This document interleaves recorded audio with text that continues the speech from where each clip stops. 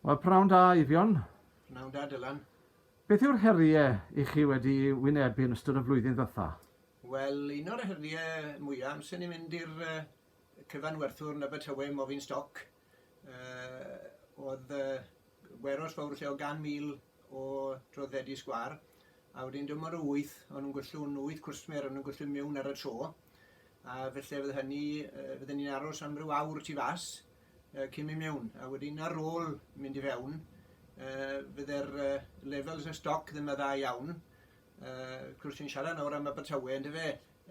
A oedd cymaint o'r siopau bach rownd Abertawe, yr ardal, yn neud yn llawer mwy busi oherwydd ar yr adeg honno oedd y siopau mawr yr archfarchnadwydd felly bydd y pobl yn cyfaros o awr a hanner i fe mewn.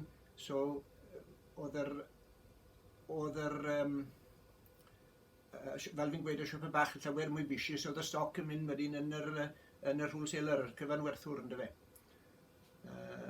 Heb law ni wedyn os oedd, wel, fi gael gweud nawr, fi wedi bod, diodd y siop yma gyda fi drwy 2 blynedd yn ôl, a wedyn ni, yn ystod y flwyddyn diwetha, fi wedi bod llawer drwy 2 gwaith mwy busi na o'n i'n y 2 flynedd cynt. A wrth gwrs, sa'n cadw pob peth nawr, fi jyst wedi bod wneud yr home deliveries yma.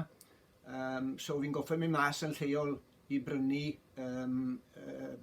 peth stoc, so wedyn oedd eisiau cywa fi mewn i ambell i siop arall fan hyn i brynu beth oedd rhai pobl angen, ynddo fe.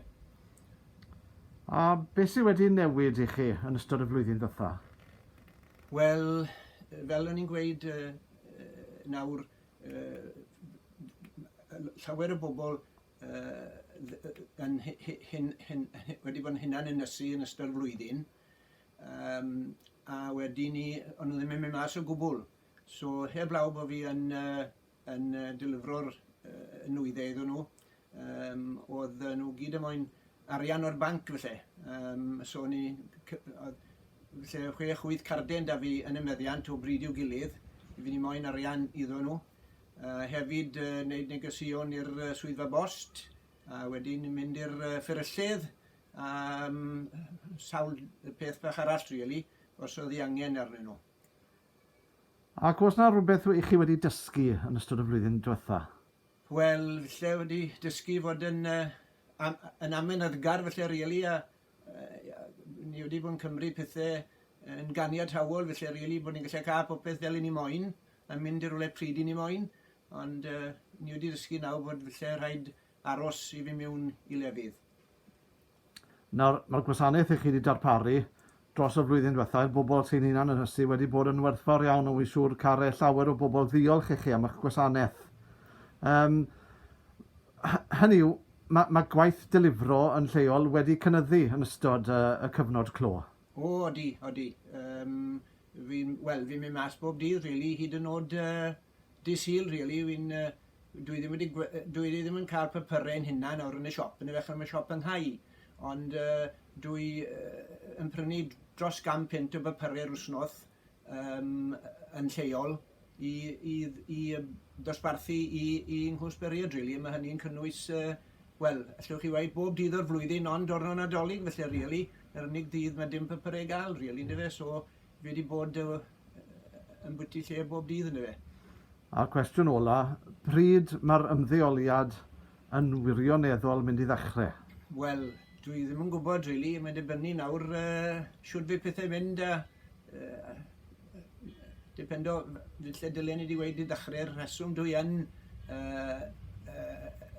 dal ati i ddilifro yw achos bod yr adeilad dal gyda ni a dyn ni ddim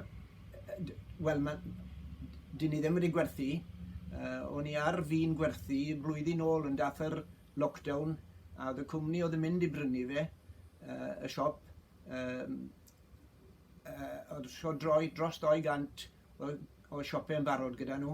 Wel, ar hyn i gyd wedi goffo cau, so nhw ddim yn mynd wedyn i brynu dim byd arall. So na siwd mae'r lockdown wedi effeithio arno ni.